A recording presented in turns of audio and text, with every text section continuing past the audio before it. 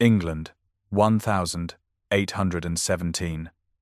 The evening light filtered through the grand windows of Blackwood Manor, casting long shadows across the Duke of Hawthorne's study as Lady Eleanor Blackwood stood rigid before her father. The imposing figure of the Duke, his face flushed with anger, slammed his fist upon the mahogany desk with such force that the crystal inkwell jumped and splashed droplets across important papers. "You will marry Prince Stephen of Verbania or be disowned," he thundered, his voice echoing off the book-lined walls, adorned with generations of Blackwood ancestors who seemed to stare down at Eleanor with the same disapproving glare. Eleanor, at 22 years, with chestnut hair cascading in perfect ringlets and defiant green eyes that betrayed her otherwise composed demeanor, trembled slightly, but held her ground on the Persian carpet. "Father, I have never even met the man," she protested, her voice softer but no less determined than his. The Duke rose from his chair, his tall frame made more imposing by the dying light behind him, and circled the desk to stand before his daughter.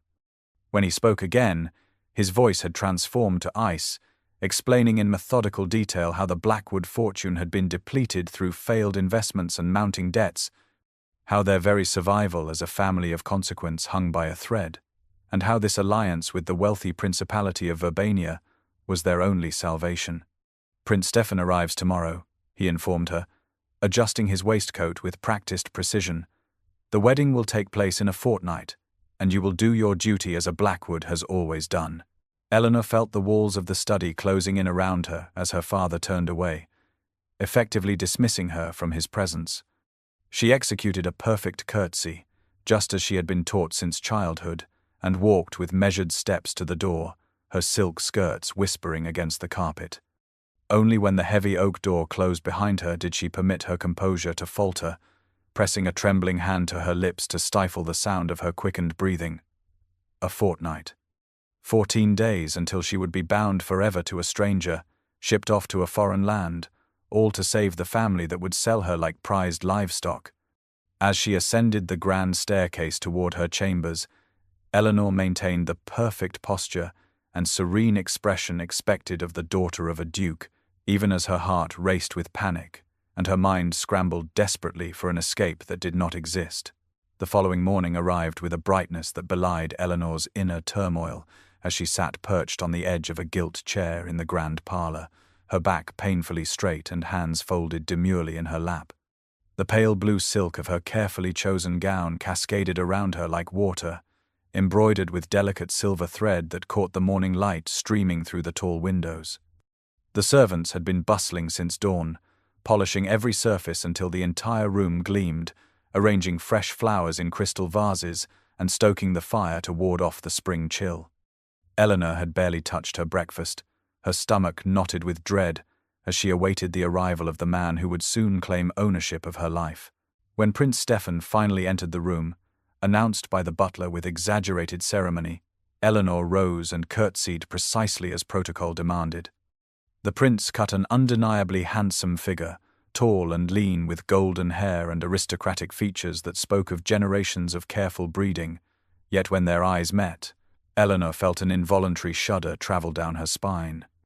His eyes, a pale grey, assessed her with the clinical detachment of a man appraising horseflesh at auction, his smile practiced but never reaching those cold depths.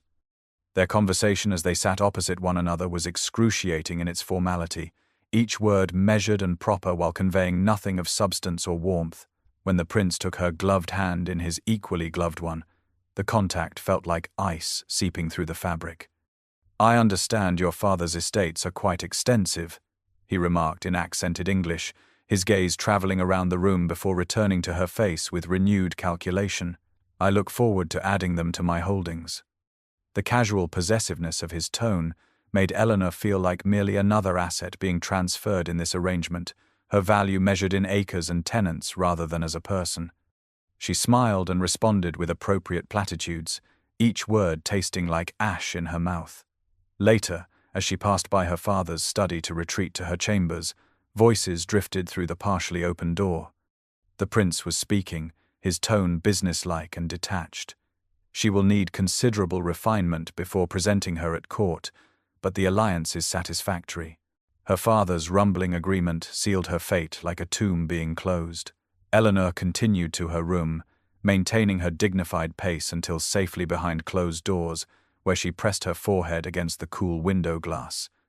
Gazing out at the freedom of the estate grounds that had once been her sanctuary and would soon be beyond her reach forever.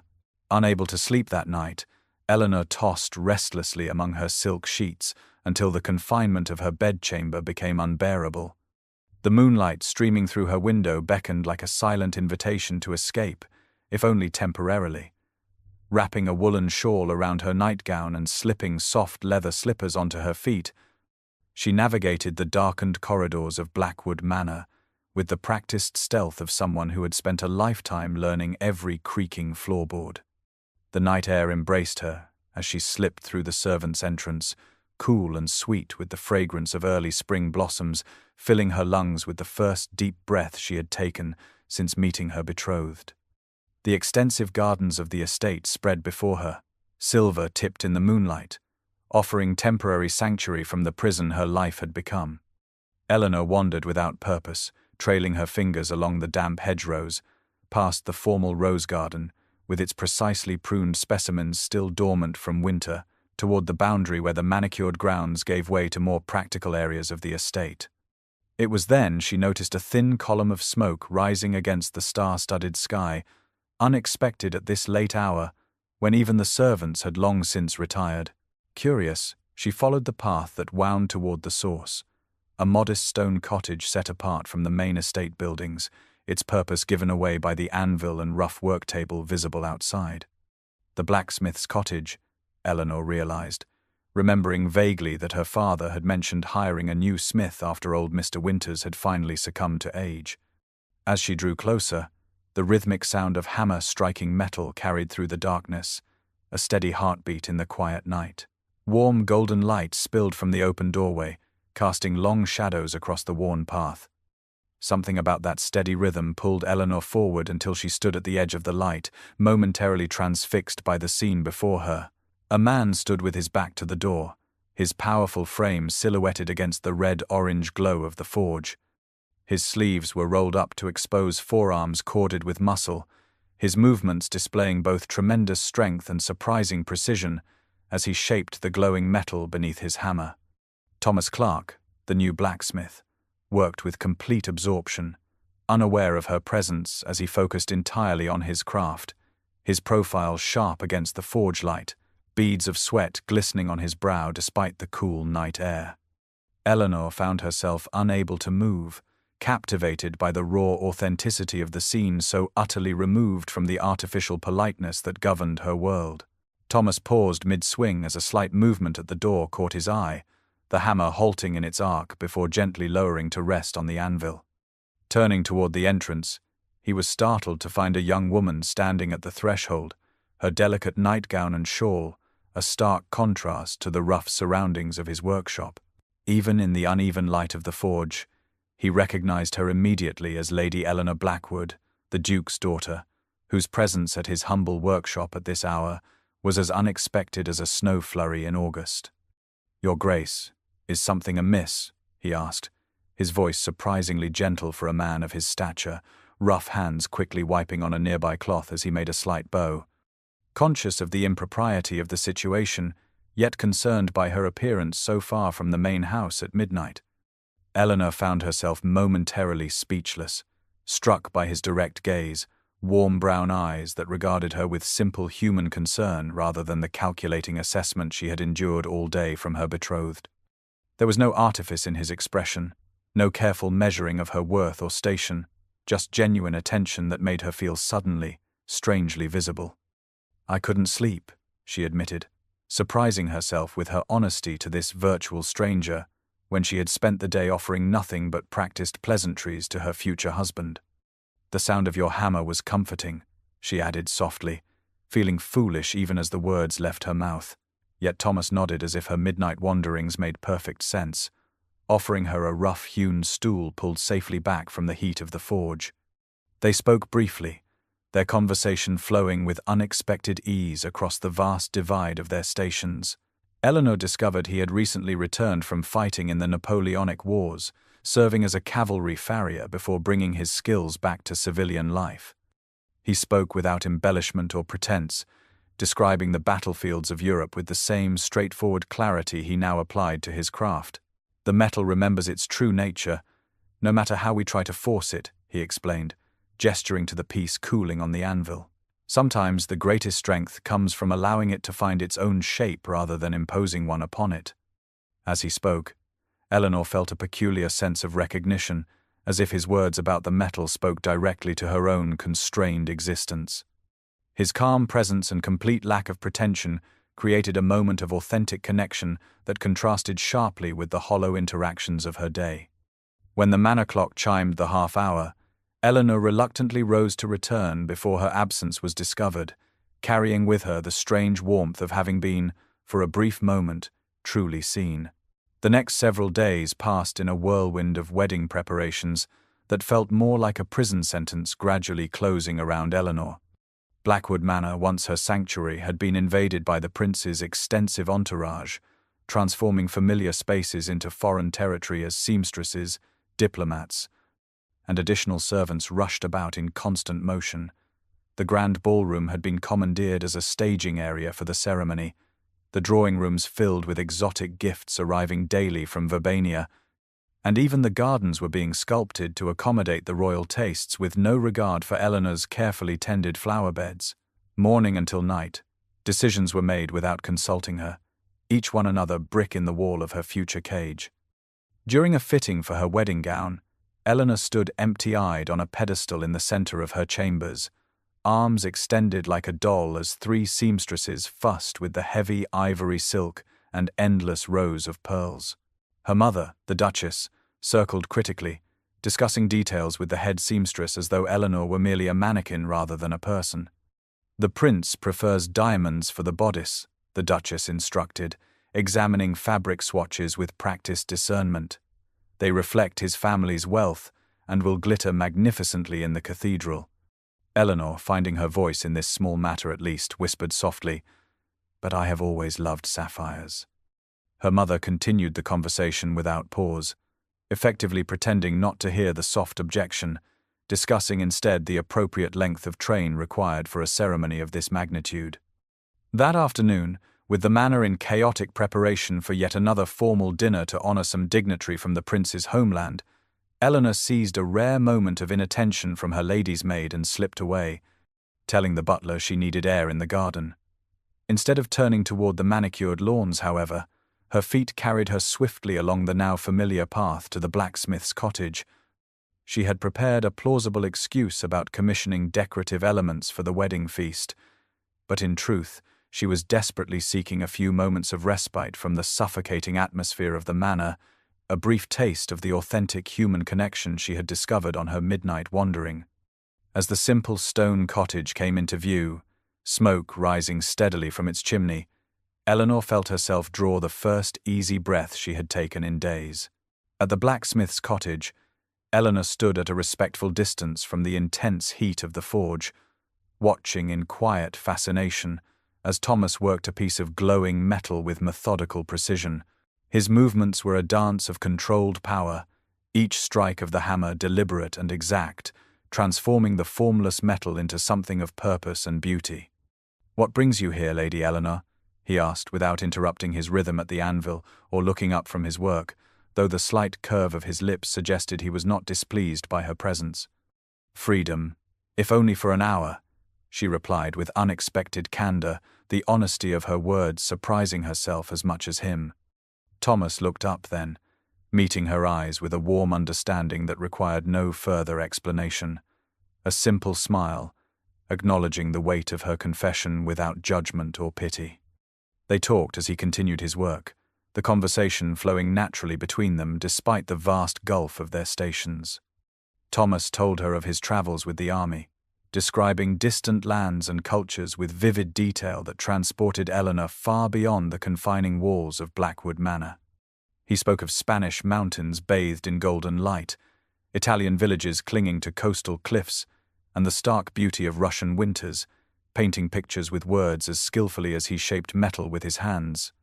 In turn, Eleanor shared her love of botany and art, passions her father had long dismissed as frivolous distractions, unbefitting a duke's daughter, but which Thomas received with genuine interest, asking questions about her favorite flowers and the properties of various plants that revealed his own practical knowledge of herbal remedies learned during wartime. The hour passed too quickly, and when the distant chiming of the manor clock reluctantly called Eleanor back to her duties, Thomas set aside his tools and approached the cooling rack where several finished pieces rested. Selecting a small object, he presented it to her with a slight bow, a perfectly crafted metal rose with delicate petals and a slender stem. The craftsmanship so fine it seemed impossible it could emerge from such rough conditions. "Steel outlasts real flowers," he said softly as she accepted the token, still warm from the forge. "Like true freedom outlasts gilded cages." Eleanor clutched the rose in her gloved palm, their fingers brushing momentarily during the exchange, sending an unexpected warmth through her body that had nothing to do with the heat of the metal, and everything to do with the first genuine connection she had felt in years. A formal ball to celebrate the engagement transformed Blackwood Manor into a glittering spectacle of wealth and power, with local nobility and foreign dignitaries filling the grand ballroom. Crystal chandeliers blazed with hundreds of candles, reflecting in gilded mirrors and illuminating exotic flowers imported at great expense from distant conservatories. A full orchestra played from the musicians' gallery as liveried servants circulated with champagne and delicacies on silver trays. Eleanor moved through the evening like a ghost in her silver gown, the fabric shimmering like moonlight with each step, diamonds at her throat and wrists catching the light in brilliant flashes that drew admiring glances from every corner. She accepted congratulations with practiced smiles that never reached her eyes, offering perfect curtsies and rehearsed responses that satisfied protocol while revealing nothing of her inner turmoil. Prince Stefan remained at her side only when absolutely required by etiquette, treating her with polite indifference before inevitably drifting toward groups of men engaged in political discussions, leaving Eleanor to the scrutiny of the ladies who assessed her worth with calculating eyes. During a rare moment alone on the terrace, having excused herself with claims of needing fresh air, Eleanor reached into her hidden pocket and felt the smooth contours of the metal rose Thomas had gifted her.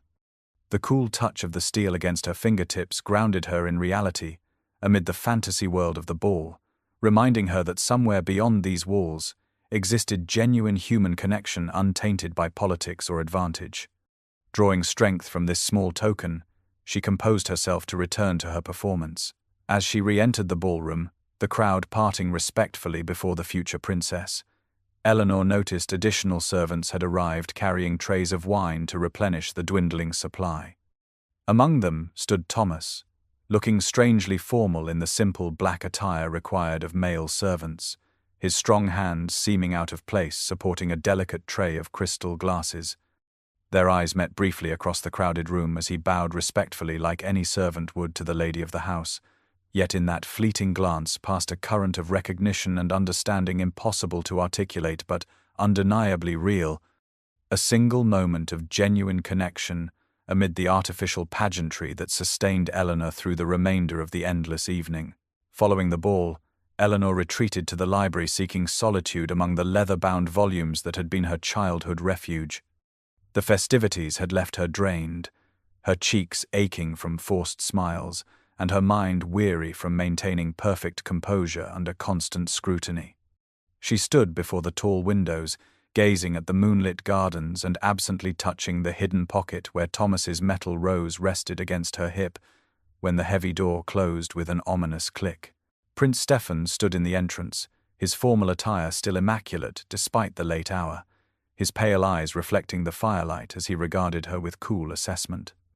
"I understand you visited the blacksmith's cottage alone," he said, his voice dangerously soft as he moved toward her with measured steps. Eleanor felt her breath catch in her throat, her hand instinctively moving away from the hidden pocket as though to protect her secret.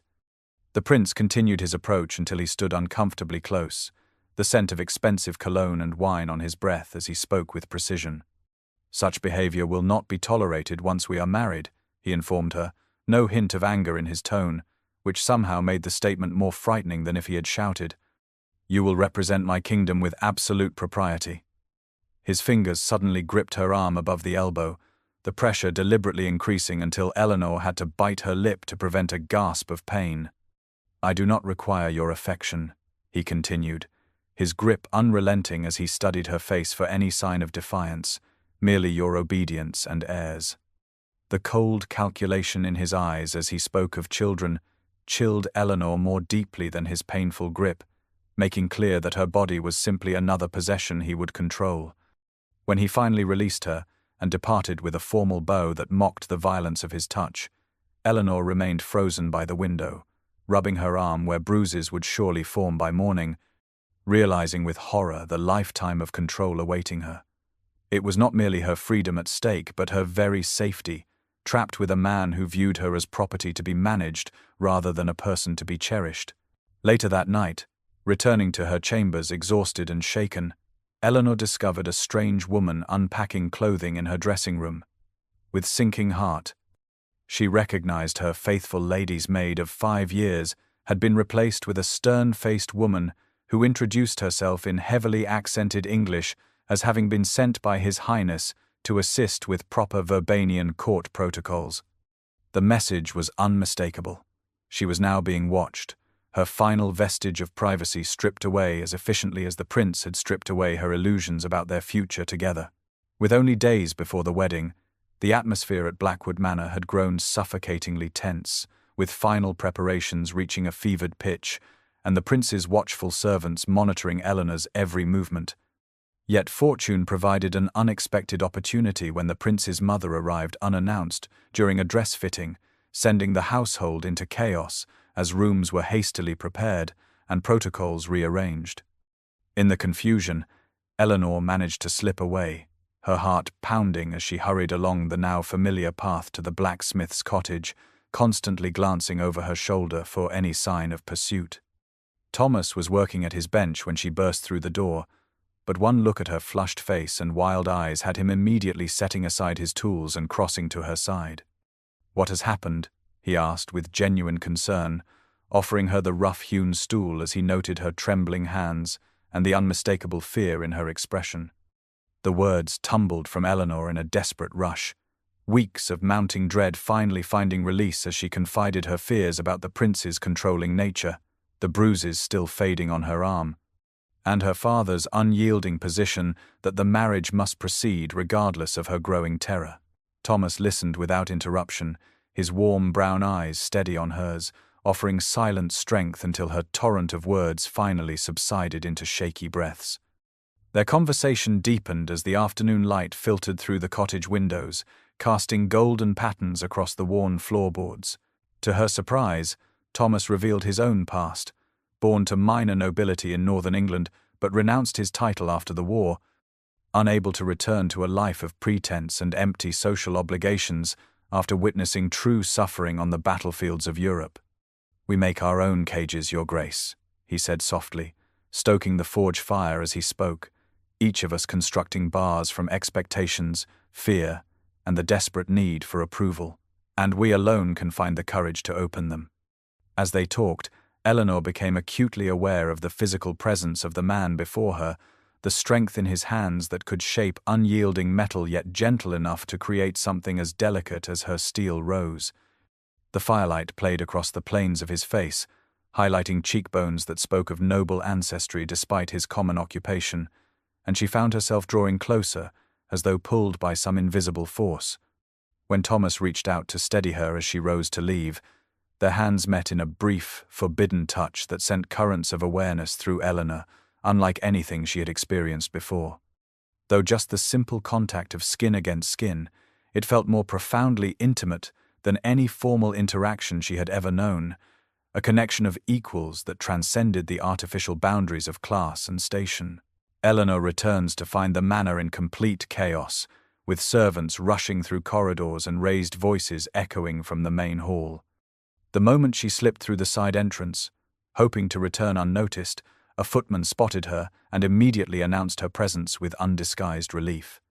She was escorted forcefully to the grand drawing room where the prince's mother, a formidable woman draped in velvet and adorned with the Verbanian royal jewels, sat rigidly beside her father. "Where have you been?" the Duke demanded the instant she crossed the threshold, his face purple with rage, spittle forming at the corners of his mouth as he advanced toward her with hands clenched into fists. The prince's pale eyes watched the scene with clinical detachment, betraying neither anger nor concern but something far more dangerous: calculation. Eleanor stood her ground despite her hammering heart, her chin lifted in a show of dignity that infuriated her father further as she smoothed her rumpled dress with trembling hands. When pressed again about her whereabouts, she remained resolutely silent, unwilling to subject Thomas to her father's wrath or the prince's dangerous attention. The silence stretched uncomfortably until Prince Stefan stepped forward with the fluid grace of a predator, his voice measured and reasonable as he addressed not Eleanor but her father.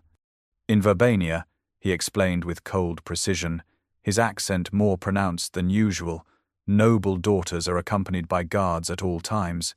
It is a tradition that ensures both their safety and the family's honor." His words hung in the air like a perfectly aimed arrow, striking directly at her father's deepest concern, the family's reputation and standing. The Duke nodded grimly, his decision immediate and uncompromising. Until the wedding, Eleanor would be confined to the house under constant supervision, her every movement monitored by servants loyal to either her father or her future husband. The Duke's pronouncement felt like the slamming of a cell door, but it was the look of quiet triumph in the prince's eyes that truly chilled Eleanor to her core, the satisfaction of a man who had found the perfect pretext to impose his will. That night, locked in her chambers with a guard posted outside her door and the new lady's maid sleeping on a pallet across the threshold, Eleanor stood at the window gazing at the distant pinprick of light from the blacksmith's forge. The reality of her situation pressed down upon her with suffocating clarity. She faced not just a loveless marriage, but a life of imprisonment, first by her father and then by her husband. Each day, a continuation of the confinement she now endured, with even the small freedoms she had taken for granted stripped away one by one until nothing remained of the person she had once been. The eve of the wedding arrives, bringing with it a punishing storm that seems to echo Eleanor's inner turmoil. Rain lashes against her bedroom window in violent sheets, driven by howling winds that bend the ancient oaks of the estate and transform the manicured gardens into sodden marshland. Eleanor stands motionless at the glass, her reflection ghost-like against the darkness beyond, watching lightning illuminate the grounds in brief, blinding flashes. Her wedding gown hangs on a mannequin in the corner, a spectre of white satin and pearls that seems to mock her with its empty promise of joy. On her vanity sits the metal rose, its perfectly formed petals catching the candlelight, a small token representing the freedom and authenticity she is about to lose forever. She takes it in her palm, feeling its substantial weight, so unlike the fragile, real flowers that had always surrounded her life of privilege. Tomorrow she will become Princess of Verbania, her gilded cage complete. The thought sends a wave of physical revulsion through her so powerful that she grips the windowsill to remain standing. In that moment of desperate clarity, Eleanor knows with absolute certainty that she cannot go through with this marriage. The realization brings not panic, but an unexpected calm, as though naming her fear has somehow diminished its power. She watches her maid sleeping on the pallet across the threshold, the key to her room secured at the woman's waist. Beyond the door, a guard dozes in a chair, his occasional snores audible through the thick oak. Eleanor examines the metal rose in her hand with new purpose, noting its strong stem and slightly pointed tip. With silent determination, she kneels before the door and works the metal into the lock, remembering with grim amusement how she once watched a stable boy pick a lock to retrieve a toy dropped through floorboards. The mechanism resists at first, but Eleanor persists with a patience born of desperation, until finally a soft click rewards her efforts. She freezes, listening intently for any change in the guard's breathing, then slowly eases the door open just enough to confirm he remains asleep, chin resting on his chest. With nothing but the clothes on her back and a small pouch of jewelry sewn into her nightgown's hem, prepared days earlier in a moment of foresight she hadn't fully understood until now, Eleanor slips from her chambers into the darkened corridor. Years of childhood exploration serve her well as she navigates the servants' passages, narrow hallways and back stairs, designed to keep the working aspects of the house invisible to noble residents and guests. The storm provides perfect cover for her escape, the thunder masking any sound of her movements and the household staff huddled in the warmth of the kitchen rather than patrolling the lesser-used areas of the manor. Heart pounding but steps determined, Eleanor finally reaches a small door used for bringing in firewood during winter months. She pushes it open and steps out into the storming night, the rain instantly soaking through her thin nightgown as she plunges into darkness, leaving behind everything she has ever known. Barefoot and drenched, Eleanor runs through the muddy estate grounds, each step sinking into the saturated earth as rain pounds mercilessly upon her slender form. Lightning slashes across the sky, momentarily illuminating her path before plunging her back into terrifying darkness. She stumbles repeatedly on the uneven ground, her feet numb from cold, palms scraped raw from falling on gravel and stone, yet she pushes forward toward the only sanctuary she can imagine, the blacksmith's cottage. The journey that had seemed so pleasant during her daytime visits now becomes a grueling ordeal as the deluge transforms gentle slopes into treacherous slides and familiar paths into nearly invisible trails. The thin fabric of her nightgown clings to her skin like a second layer, the modest garment rendered almost transparent by the downpour, her chestnut hair falling in sodden waves down her back as rain streams in rivulets down her face. Finally, the cottage appears before her, a solid shadow against the stormy night, a single light glowing from within suggesting Thomas remains awake despite the late hour. Eleanor practically falls against the wooden door, pounding with what little strength remains in her trembling limbs, each desperate knock containing the silent prayer that he will answer, that he will not turn away the madwoman she must appear to be. When the door swings open, Thomas stands frozen in momentary shock, the warm light from his cottage fire silhouetting his powerful frame as he takes in the sight before him, Lady Eleanor Blackwood, daughter of the Duke of Hawthorne and bride to a foreign prince, standing barefoot and desperate on his threshold, looking more like a drowned wraith than the composed noblewoman he had come to know. "I cannot marry him," she gasps, her voice barely audible above the thundering rain, her eyes wild with fear and determination. "I would rather be disowned than live a life without love or freedom."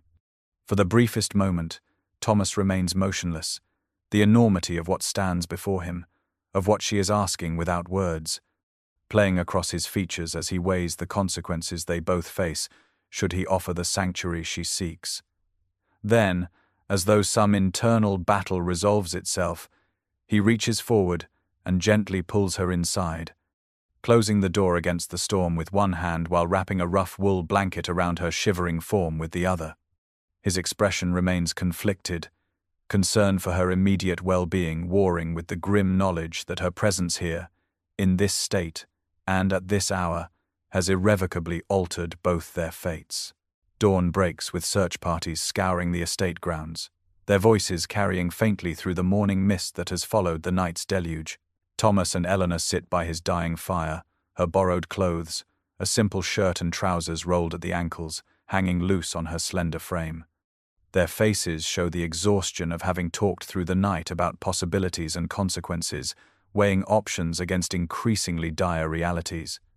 The fire cracks and shifts, sending a shower of embers into the stone hearth as Eleanor pulls the rough blanket tighter around her shoulders.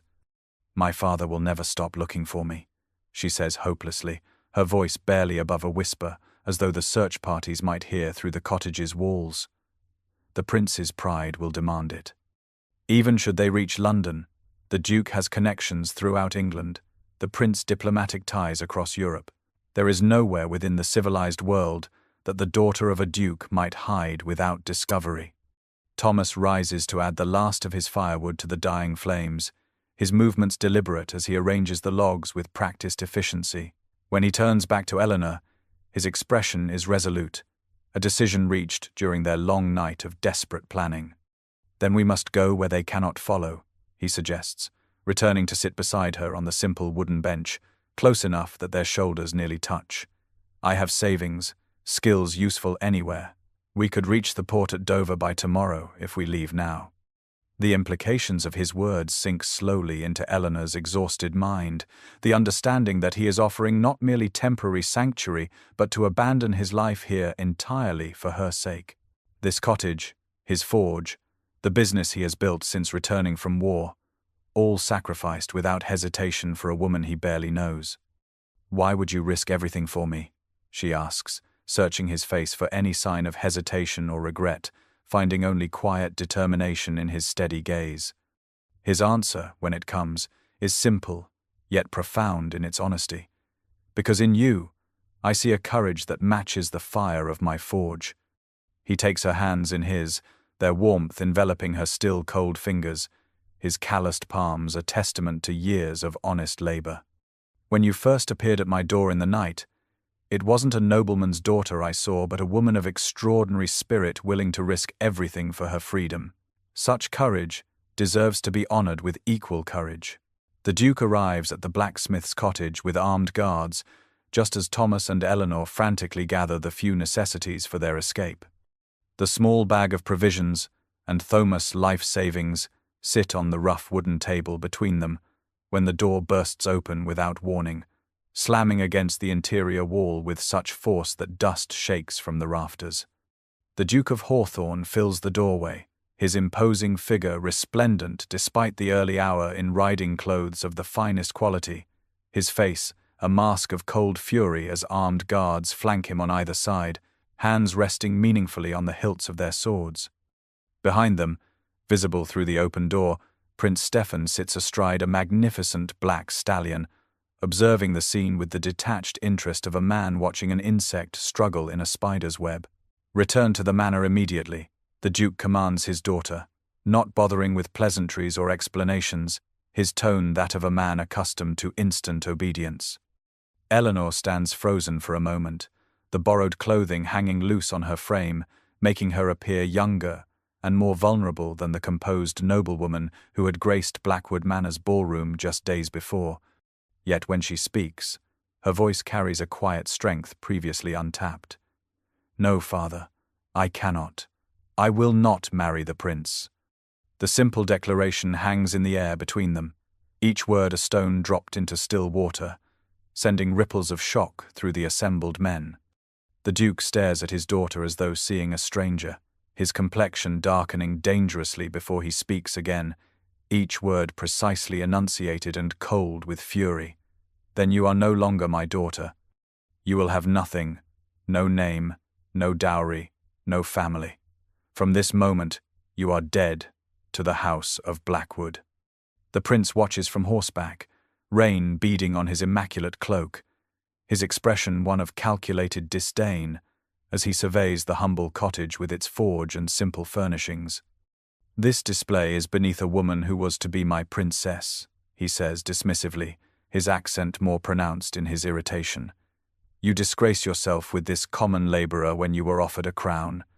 To everyone's shock, including perhaps her own, Eleanor straightens her spine and steps forward, her bare feet firmly planted on the earthen floor of the cottage, her chin lifted in defiance. "I would rather be a blacksmith's wife, with nothing but my freedom, than a princess with golden shackles," she replies, her voice carrying clearly to all present, the words hanging in the air like a challenge that cannot be withdrawn. Thomas moves swiftly to stand beside her, his powerful frame dwarfing Eleanor's slender form as he positions himself slightly ahead of her, a physical barrier between the woman he has come to love and the men who would claim her. Though he speaks no words, his presence alone challenges the Duke and Prince, the quiet dignity in his stance making clear that any attempt to remove Eleanor by force would meet with significant resistance. An unexpected intervention occurs when the Duchess suddenly arrives, the sound of hoofbeats announcing her presence moments before she appears in the clearing before the cottage. Unlike her husband, who demanded assistance to dismount, the Duchess swings gracefully from her saddle in a single fluid motion that speaks of a youth spent riding across country estates before marriage confined her to more proper activities. She approaches the tense standoff with measured steps, her riding habits splattered with mud from the hasty journey, her normally perfect coiffure coming loose beneath her hat. The armed guards part respectfully for her as she moves to stand between her husband and daughter, her back straight and her chin lifted in an echo of Eleanor's defiant pose. She speaks quietly, but firmly to the Duke, her voice carrying clearly in the stillness that has fallen over the scene. Once I too was forced to choose duty over heart, she tells her husband, though her words are clearly meant for Eleanor's ears as well. I have regretted it every day since. The confession hangs in the air, heavy with decades of unspoken sorrow, a glimpse into a marriage that had been a business arrangement rather than a love match, explaining perhaps the distance that had always existed between the Duke and Duchess despite their 25 years together. She turns to face her daughter, tears glistening in eyes so like Eleanor's own, the resemblance between mother and daughter suddenly striking in this moment of shared defiance. I will not watch my daughter make the same mistake, she declares, her voice gaining strength with each word. From beneath her cloak, she produces a small velvet pouch that clinks softly with its contents, placing it firmly in Eleanor's hand and closing her daughter's fingers around it. Eleanor feels the weight of the pouch, knowing without looking that it contains her mother's personal jewels, not the Blackwood family heirlooms but the few precious items that belonged to the Duchess alone, along with enough money to start a new life far from England. The Duke stares at his wife with stunned disbelief, decades of unquestioning obedience shattered in a single act of rebellion. His voice when he finally speaks is cold with betrayal. Then you choose her over your duty as well, he says, the accusation falling between them like a physical barrier. The Duchess does not flinch or look away, meeting her husband's gaze with quiet certainty as she delivers her response. I choose love, at last, she says simply, the words both a declaration of support for her daughter and a quiet indictment of her own life choices. Thomas and Eleanor escape in the ensuing confusion, slipping away as the Duke and Duchess engage in their first genuine confrontation after decades of silent resignation. Thomas had prepared his workman's cart at first light, a simple conveyance typically used for transporting metal and supplies, now hastily loaded with essential provisions. While the nobles argue in raised voices that carry across the clearing, Thomas helps Eleanor into the cart, concealing her beneath a canvas tarp as he calmly leads his sturdy draft horse along a seldom-used path that skirts the edge of Blackwood property. Their journey begins in tense silence, both acutely aware that pursuit could materialize at any moment should the Duke overcome his shock and dispatch riders along the main roads toward London.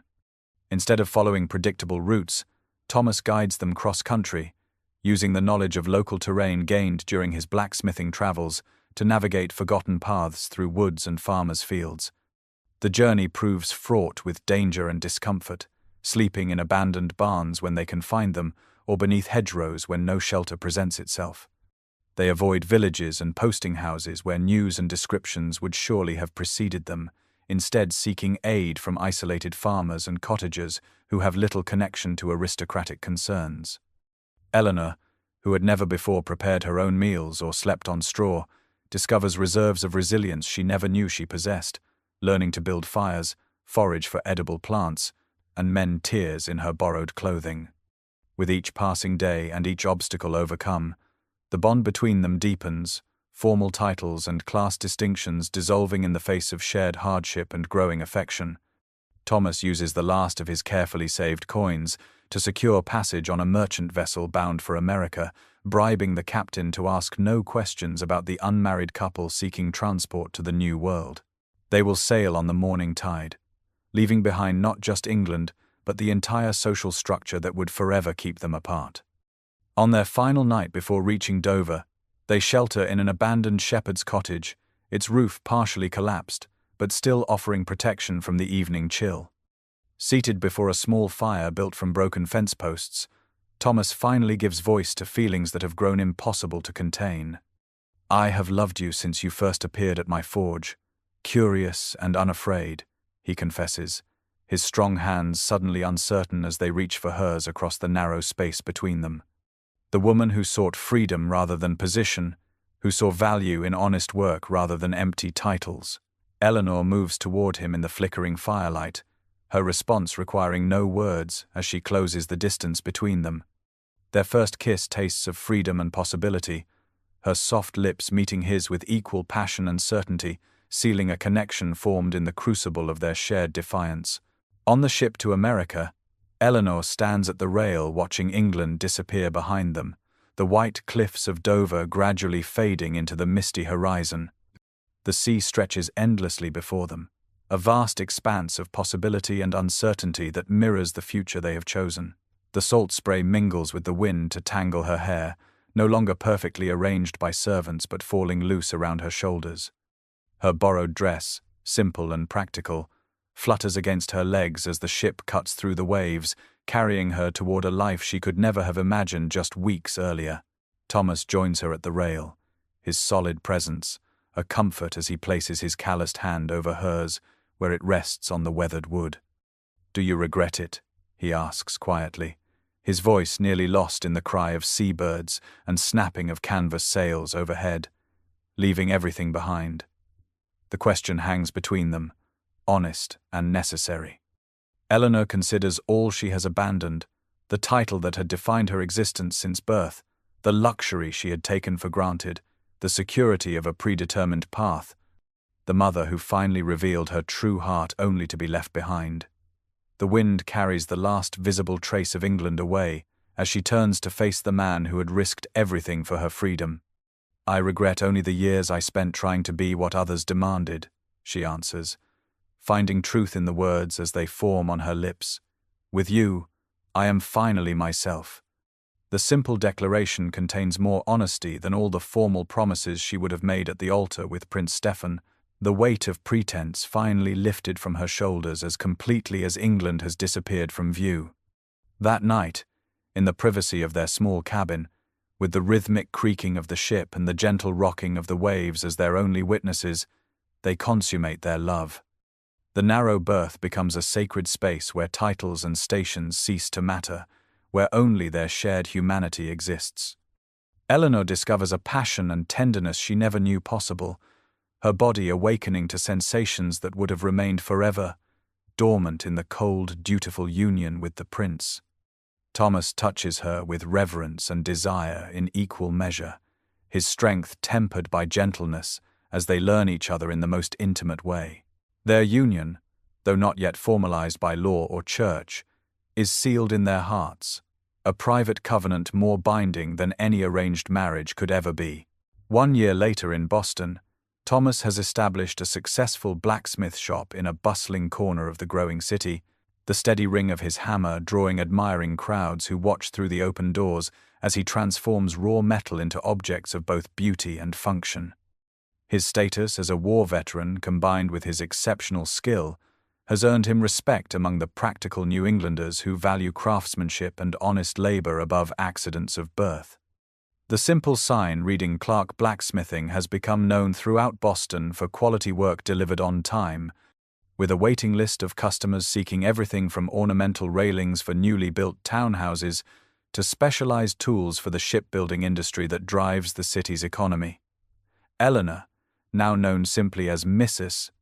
Clark, has discovered talents that would have remained forever dormant had she fulfilled her prescribed role as a princess of Verbania. Drawing on her lifelong interest in botany, once dismissed by her father as a frivolous pastime for a duke's daughter, she now creates herbal remedies that she sells at the local market twice weekly. Her knowledge of plants, combined with healing techniques learned from both an elderly neighbor and a Wampanoag woman who visits the market, has earned her a growing reputation as a skilled herbalist whose tinctures and salves often succeed where conventional treatments fail. Their modest home above the forge bears no resemblance to the grand chambers of Blackwood Manor, with its simple furnishings built by Thomas in his spare hours and cheerful curtains sewn by Eleanor from fabric purchased with her own earnings. Yet the small rooms are filled with more warmth and genuine happiness than she ever experienced in her father's mansion, the love between them transforming the humble space into something no palace could match. On a crisp autumn morning, as Eleanor arranges dried herbs hanging from the rafters, and Thomas works below, a letter arrives bearing an English postmark, the elegant handwriting immediately recognizable as her mother's. With trembling fingers, Eleanor breaks the seal to discover pages filled with extraordinary news. The Duchess writes that she has finally found the courage to leave the Duke, establishing her own household in a modest but comfortable property that formed part of her original dowry. Though society whispers behind gloved hands about the scandal, she describes a sense of freedom that echoes Eleanor's own journey. The letter concludes with news that brings tears to Eleanor's eyes. Her mother plans to visit them in the spring, having already booked passage on a merchant vessel, similar to the one that carried her daughter to freedom. The Duchess arrives in Boston on a fine spring morning, stepping tentatively onto American soil with wide eyes that take in the bustling harbor city so unlike the refined streets of London. Thomas closes his shop for the day, and together he and Eleanor wait at the docks, scanning each disembarking passenger until finally they spot her, elegant even after weeks at sea. The reunion unfolds in a flurry of tearful embraces, the Duchess gasping in surprise as she fully beholds her daughter transformed. Eleanor stands before her mother radiantly different from the dutiful young woman who once moved silently through Blackwood Manor. Her chestnut hair is simply arranged, her dress practical but becoming, and most striking is the confidence that straightens her spine and brightens her eyes.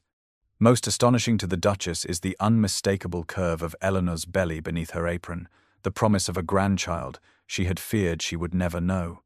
They walk arm in arm through the streets of Boston, the Duchess marveling at the democratic bustle of the American city, where merchants and laborers move with the same purpose and dignity as the occasional gentleman in fine clothes.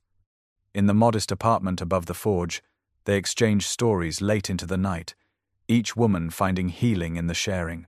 Eleanor speaks of their difficult journey, of building a new life from nothing but skill and determination, while the Duchess recounts her own awakening courage in establishing independence after 25 years of silent submission. "Your father still refuses to speak your name," the Duchess tells Eleanor as they sit in the small but cheerful kitchen. Thomas preparing tea with the ease of a man accustomed to domestic partnership rather than rigid separation of duties. "But I bring news nonetheless. The prince married a German princess 3 months after your departure.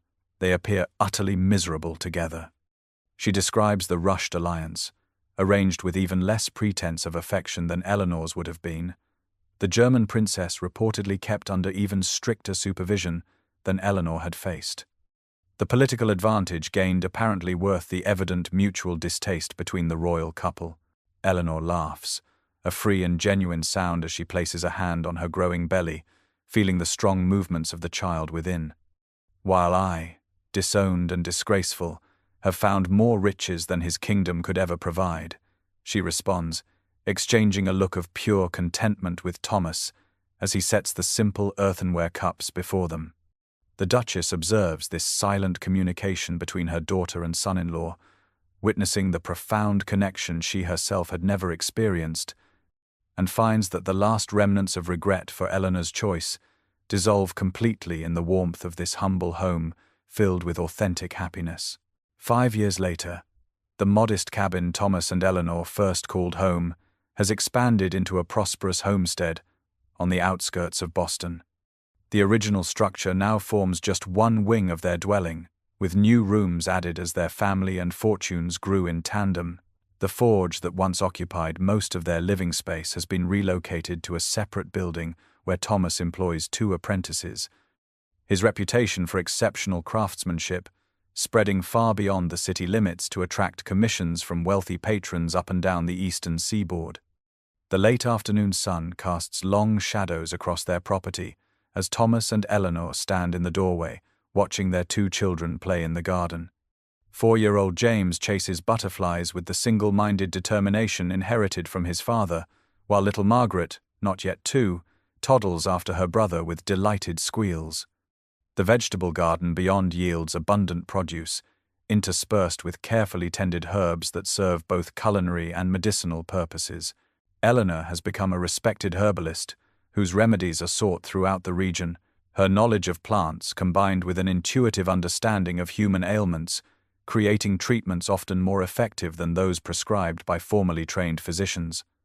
Her small apothecary shop adjoining their home draws visitors from considerable distances, many willing to travel days to consult the English herbalist, whose gentle remedies have succeeded where conventional treatments failed. Eleanor leans against her husband's solid frame as they observe their children, his arms circling her waist with the easy familiarity of profound intimacy. "Do you ever miss being your Grace?" Thomas asks teasingly, though a hint of genuine curiosity colors the question. After all, she had been raised to become a duchess, prepared since birth for a life of aristocratic privilege and power, only to end up in a country that recognizes no titles and where hard work rather than lineage determines one's place in society.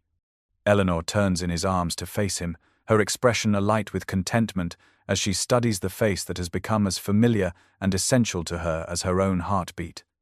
"I found more grace in one night of running barefoot to your cottage than in 20 years of curtsying in ballrooms," she replies with absolute conviction, rising on tiptoes to place a gentle kiss on his lips. The setting sun bathes them in golden light as their children race toward them, eager for the evening meal and bedtime stories that form the simple rhythms of their family life. Eleanor gathers Margaret into her arms while Thomas swings James onto his shoulders, the four of them framed in the doorway of the home they have built together through determination and love.